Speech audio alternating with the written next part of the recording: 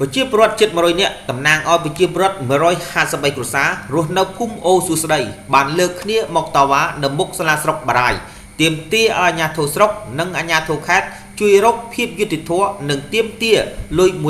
$18,000ដែលអះអាងថាមេឃុំស៊ីដាច់លុយរបស់ពួកគាត់ហើយបានលក់ដីរបស់ពួកគាត់ចំនួន12ហិកតានៅវាលក្រោយប្រជាពលរដ្ឋបានឡើងសរសៃកស្រែកតវ៉ាទាមទារលុយ$18,000ពីលោកមេឃុំមកចែកជូនដល់ប្រជាពលរដ្ឋក្រីក្រដែលបានកើតឡើងនៅព្រឹកម៉ោង9ថ្ងៃទី17ខែតុលាឆ្នាំ2016នៅមុខសាលាឃុំស្រុកបារាយណពេលដែលដីរួមភូមិត្រូវបានអាជ្ញាធរស្រុកបារាយលក់ទៅឲ្យក្រុមហ៊ុនចិន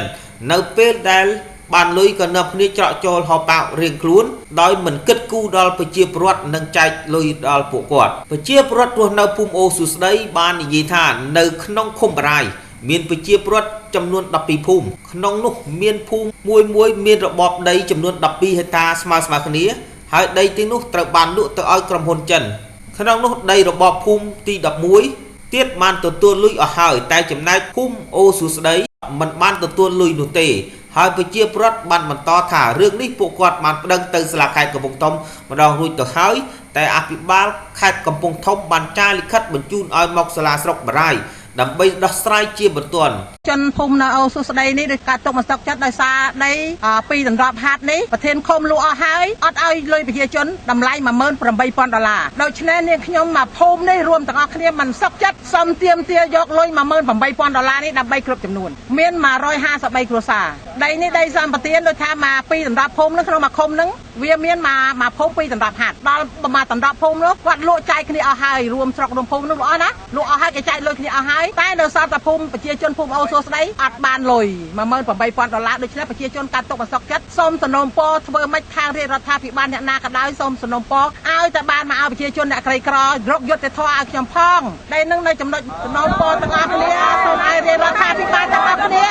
ជួយរកយុត្តិធម៌ឲ្យប្រជាជនក្រីក្រណាស់ហេតុអីបានមកដណ្ដប់ភូមិបានភូមិតែមួយអត់បានហ៊ុនសែនលោកជួយរកយុត្តិធម៌ឲ្យប្រជាជនផងព្រោះខ្ញុំចាស់ហើយក្រីក្រខ្លាំងណាស់អស់មកភូមិអូសួស្ដីខ្ញុំនេះអត់មានអីទេគេបានអស់ហើយនៅតែភូមិខ្ញុំហ្នឹងអត់បានខ្ញុំសុំទាមទារយកឲ្យបានដូចប្រជាជនគេអញ្ចឹងភូមិគេអញ្ចឹងណាលោកទូសេងមេឃុំបារាយបានអះអាងថា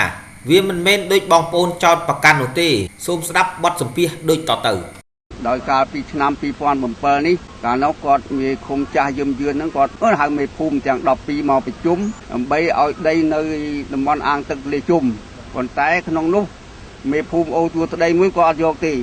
ដោយសារគាត់ថាគាត់ប្រែនៅក្បែរភូមិនេះធ្វើមិនអស់ផងទៅយកអីដីសិតតែស្មោងសិតតែចាញហើយដល់អញ្ចឹងក្រោយមកមេឃុំគាត់ចាស់ហ្នឹងគាត់បានចែកឲ្យទាំង11ភូមិអស់ទៅដីហ្នឹងមេភូមិហើយនឹងប្រជាពលរដ្ឋតាមភូមិមួយហ្នឹងគាត់សុំយកដីហ្នឹងលក់ព្រមព្រៀងគ្នាទៅដោយសារថាដីភូមិមួយនឹងអត់យកក៏វាពិគល់ទៅទាំងភូមិ11នឹងអស់ទៅវាអត់មានអីទៀតទេបាទទាបើខ្ញុំអត់ដឹងដែរព្រោះមេឃុំចាស់គាត់ចាត់ចែងឲ្យពួកខ្ញុំទំឡើងមេឃុំ13នេះវាមានអី